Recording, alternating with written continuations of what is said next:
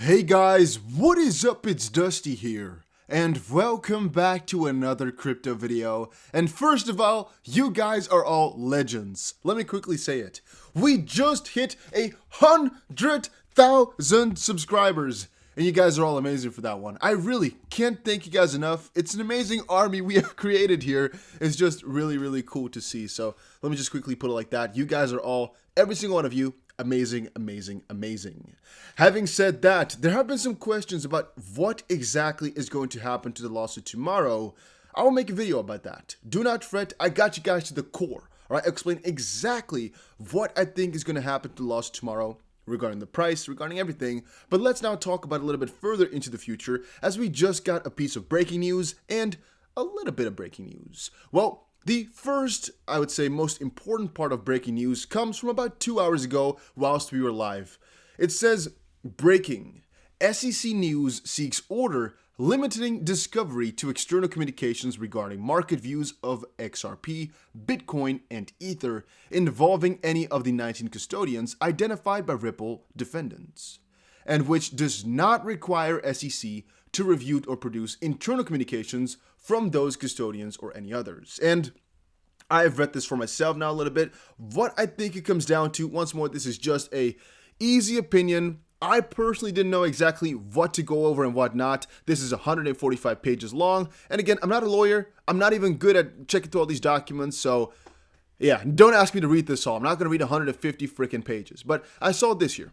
Further, at a later meet and confer on April 16th, counsel asked that the SEC search the personal devices and email accounts of the 19 SEC custodians, although federal law requires officials using the personal devices to copy communications onto official agency accounts.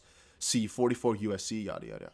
The individual defendants threatened to withhold their own documents should the SEC refuse. If not constrained now, defendants have shown they will continue to ignore the court's rulings and demand more endless, burdensome, and unnecessary discovery.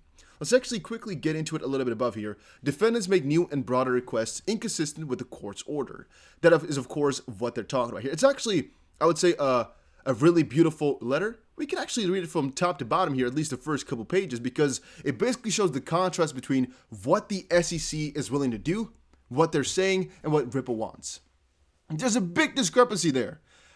Basically, we have seen earlier today the interview between Brad Garlinghouse and Thinking Crypto. I covered it completely on my Twitter. So if you want a summary of that, make sure you just quickly go check it out. There's a little cool list here of things where I basically covered everything that was said in the live stream. So if you want it, here you go. You know where to find it. Yet, I think this whole lawsuit deal was a little bit more important for the price. And what it came down to is a couple of days ago, Ripple and the SEC came to the conclusion that the SEC should give out the majority of the documents. But there was also a little bit of a discussion. If you try to hold some stuff back, we will also not provide some things. And let's quickly read it. It's only 2 pages here. It's not much, but it's really going to give you guys a good idea of where we are at in regards to the lawsuit. So please, guys, stick around. Make sure you press the like button, and let's quickly read. Plaintiff SEC respectfully seeks an order that resolves pending discovery disputes and bars defendants from seeking irrelevant, that's a keyword, privileged SEC staff materials that this court already ruled are not discoverable. The SEC is in the process of complying with the court's April 6, 2021 order and has begun reviewing tens of thousands of external emails from the identified custodians for the production pursuant to the order. However, it has become evident through the meet and confer process that defendants are seeking to ignore the limitations of this court's order and to mire the SEC in indefinite discovery disputes and, if successful, document review. The SEC seeks to prohibit defendants from obtaining internal SEC staff communications the court already excluded from the production, and 2, searching SEC staff personal devices, and 3, adding custodians. So, alright, we already know one thing now. Ripple got, again, court order, quite a lot of information from the SEC. We got quite a lot of it, right? We got like the 19 custodian information, and we got everything except for internal communications within the SEC. But the SEC is now afraid that Ripple's going to keep expanding this, most likely as they find more. And what we just read a little bit below was actually that a lot of the information is actually copied, where basically the internal communications that they've gotten now are also copied, most likely, on their personal devices, which they might also seek. I'm not sure if they already seek those or requested those, but if they're going to get those, then they're going to find those internal documents, which they are not eligible for. Now, the order denied defendants access to internal SEC staff communications. The order required the SEC to search external emails of 19 custodians for documents related to XRP, Bitcoin, and Ether, but denied defendants' request for internal SEC communications as not relevant to how the market is considering XRP and how the individual defendants, how it affects their reasonable belief. And given the potential to seriously chill government deliberations, the court further indicated a lack of familiarity with how the SEC operates and required the parties to meet and confer, which basically I would think is they come together and decide for themselves about whether the SEC should produce or enter onto a privilege log, memos, or other official documents. So at the end of the court hearing on April 6th, I believe, what basically was said is that they have to meet and confer, which I think is they come together and decide, but I don't really know because you would think that's kind of stupid if they're against each other. Of course, the one wants to show as little as possible, the other wants to show as much as possible. So why would that work? But that was basically the internal communications were not going to be given. The external communications were going to be given, but the memos they had to meet and confer for. Now, they're basically saying, again, that's a little bit strange, expressing the agency's interpretation or views as to XRP in those memos, Bitcoin and Ether. As detailed below, the SEC expresses its interpretations and views in a number of ways, all of which are public. I don't really agree with that because they've just said as well, the SEC's views do not really matter for the case. But then again, their views are public, which is also kind of strange. I mean, if the views are all public but they don't matter, then what's the point? Right? It's only about what they really decide. They've literally said the SEC hasn't taken a stance on Bitcoin and Ether, but they have. So it's about the public stance that does not matter. So we need everything. These agency interpretations and views are subject to order, but the internal emails and memos expressing the SEC staff interpretations and views are not. Now, 2. Defendants make new and broader requests inconsistent with the court's order. So again, I guess it's in the meet and confer, right? Rather than meet and confer about whether the SEC should review and produce or log certain internal documents reflecting agency's views, defendants wrote the SEC with a laundry list of documents they view as capture by the order, including the very same internal emails that the court ordered, but the SEC did not have to review and produce, and not just with respect to Bitcoin, Ether, or XRP, but with respect to cryptocurrency generally, and asking for the inclusion of a 20th custodian that was not subject to the order of the parties' prior discussions. See the April 8th letter. At 2, noting that the order captures all documents, including presentations, slide decks, agendas, and other materials that are internal to the SEC or that may have been circulated as part of the interagency working groups with respect to crypto. This request goes beyond the documents expressing the agency's interpretation or views envisioned by the court's order and is designed to capture preliminary discussions by internal working groups. So before I'm going to bore you with so much stuff, we're only going to read until the end here, and then we're done. Counsel met and conferred on April 14th, and defendants made clear that if the SEC did not produce or log internal SEC staff documents, they would seek an additional order from the court, showing that as further set forth below. Defendants are ignoring this court's order to deny in part the request for discovery that is internal, and specifically internal, for instance, email communications between what I will call the SEC staff to SEC staff. Further and later, blah, blah, blah, blah. The rest we already expressed before.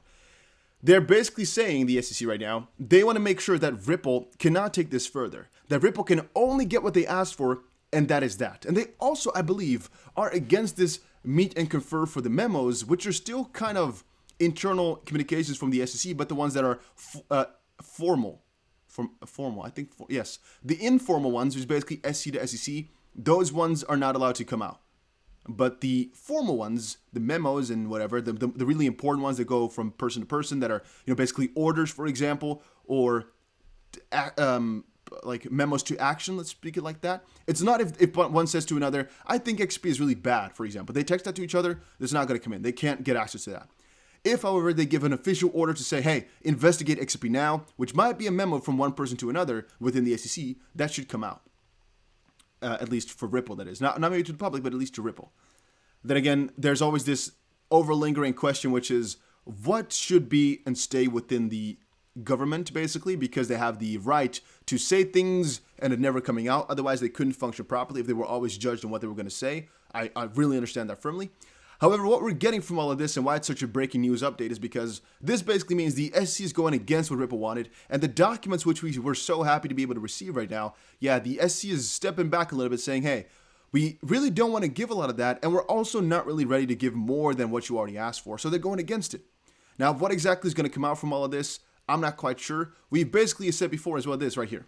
The SEC's views and interpretations about digital assets were expressed in public SEC guidance, SEC filed actions, and other public sources described below. If defendants wish to argue that there was inadequate SEC guidance, that argument may be made based on the public statements of the SEC or lack thereof. In other words, defendants are able to assert all defenses, including that XP is like Bitcoin or Ether for purposes of Howey, based on publicly available facts known to all parties. Yet, we see again David Schwartz's speech from earlier and different parties where some companies have asked the SEC for clarity about XRP, and they have never given it. So what they're saying right now in this little part is basically Ripple should have known.